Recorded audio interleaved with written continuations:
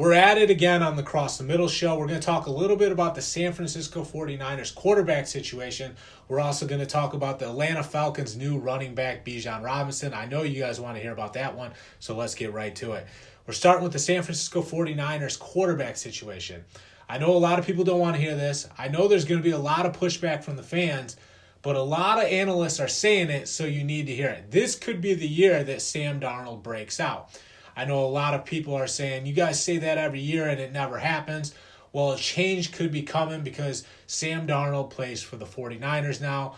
So he's got the best offensive play caller in football in Kyle Shanahan. He's got weapons all over the field in George Kittle, Brandon Ayuk, and Deebo Samuel. He's got the best offensive tackle in football in Trent Williams. So the blocking's going to hold up. There's not going to be edge rushers breathing down Sam Darnold's neck. There's not going to be interior defensive linemen coming through the A or B gaps because I think Kyle Shanahan is good enough to keep these defenses guessing with play actions and bootlegs and, rollouts, things like that, just so you don't know what direction the play is going in.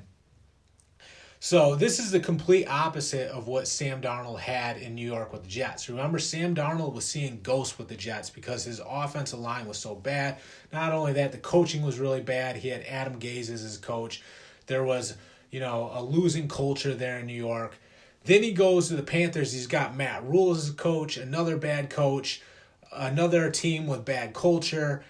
Then they fire Matt Rule and go with Steve Wilkes, so Sam Darnold had to adjust to that change. All that change can overwhelm a player because he's trying to do his job on the field. He's trying to get used to new coaches and the new staff.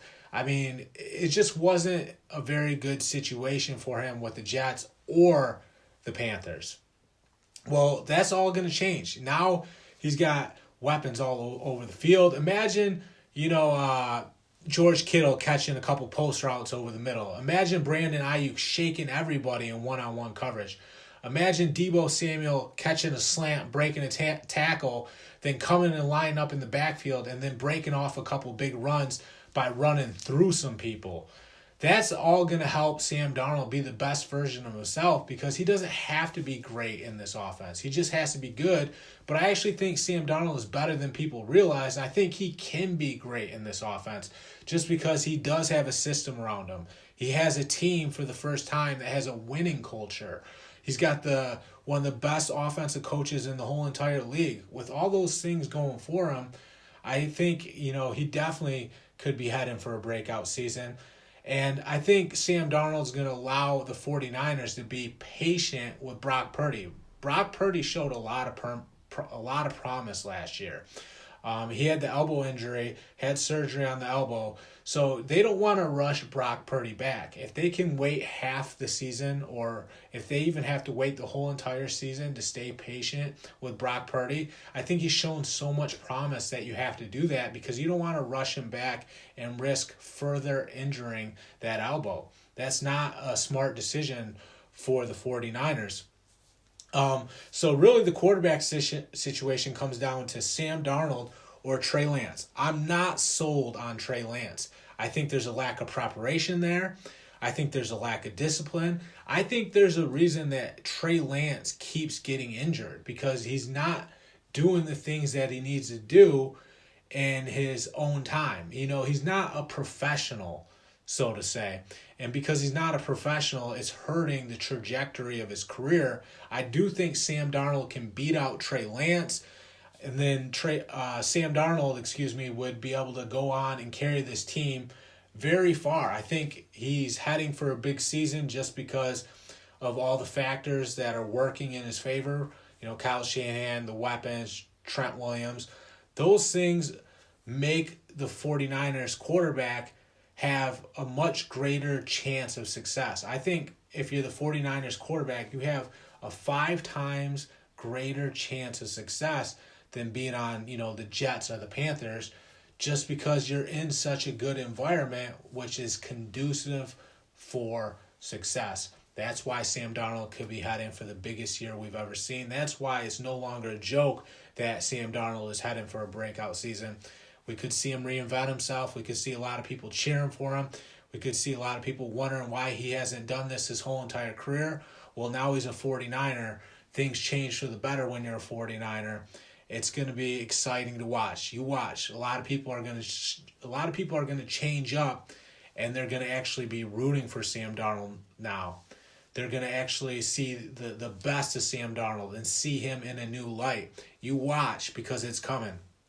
The other story we have is the Bijan Robinson story. I think we can all see the direction that the Falcons are going in. They're an offensive football team. They're building on the offensive side of the ball. They have Drake London at wide receiver.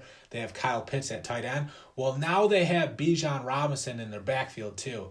I have to be honest with you guys. I'm a Lions fan. I don't know how the Lions didn't draft Bijan Robinson. They traded back and took Gibbs out of Alabama. But I think that's a huge, huge mistake. Luckily, the Falcons were smart enough to draft Bijan Robinson. It's going to change things for the better. Remember, this team already had a good offense a year ago. They scored a lot of points. So that was before they had Bijan Robinson. Imagine what that offense is going to be now that they have Bijan Robinson, because I believe Bijan Robinson is good enough to be the number one player in that draft class. I seriously do think he's good enough to be that guy. I think he's the second coming of Adrian Peterson. I really do. When you look at the things that this guy can do, the stop and go acceleration, he's so good at stiff arming people. He can spin. He can take long runs to the house, which you need to do in the NFL. You don't want a running back that's getting hawked. You want a running back that can go the distance. Bijan Robinson can do that. He can run inside. He can run outside. He can run inside and bounce it outside. He's electric. He's elusive. He's everything you're looking for in a running back. Think about, how that offense is going to change with him there. They're going to run more play action passes. What's that do? It opens up Drake London on the slant route on the play action pass over the middle. It opens up Kyle Pitts on the tight end pop pass on the play action pass over the middle. Those are quick hitting plays that are going to add another element to the Falcons offense. Think about what it's going to do to the safeties. Now these safeties are going to start dropping down into the box to stop Bijan Robinson and the Falcons running game. Well, that means there's one safety high. Drake London and Kyle Pitts are going to be able to take advantage of one safety high. They can eat if there's one safety high. They don't want to go against two safeties high, because that's going to allow better pass coverage for the defense. When there's one safety high, that's worse pass coverage for the defense. That opens up things for Drake London and Kyle Pitts. I mean, it's going to be fun. I think Desmond Ridder is going to have a better chance with Bijan Robinson there, because now they can just run some dives, some tosses, let Bijan get this offense warmed up. Then Desmond Ridder can take it over from there with Kyle Pitts, Drake London, the rest of the guys they have on that team. So I'm excited. I'm excited for the direction that the Falcons are heading in. That offensive mindset that they have is actually going to be a good thing for them, because they're just building on the offensive side of the ball. They have that coach, Arthur Smith, who's an offensive-minded coach, so they've been building on the offensive side of the ball. Well, now they have things figured out on at least one side of the ball. They still have to get the pieces on the defensive side of the ball all figured out, but, at least they have an offense that is something they can hang their hat on. I think that's a success for the Falcons.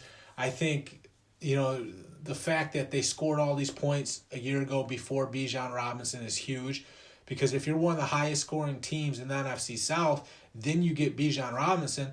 Well, now you have a nucleus of players that are good enough to lead you into the future, which they have with those three guys, Drake London, Kyle Pitts, and Bijan Robinson. To me, I would probably keep building on the offensive side of the ball, just because it's better to be great at one thing than to be good at a couple of things. So keep leaning on the offense. Keep building on the offensive side of the ball. Keep adding to it. Make sure that stays your identity.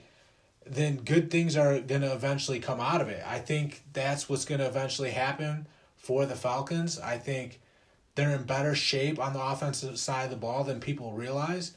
Pretty soon, people are going to realize just how good this team can be on offense, just how much potential they have. They're going to be blown away by it, because sooner or later, the Falcons are going to start winning games. They're going to start being competitive again, and it's going to be fun to watch that offense. It's going to be exciting.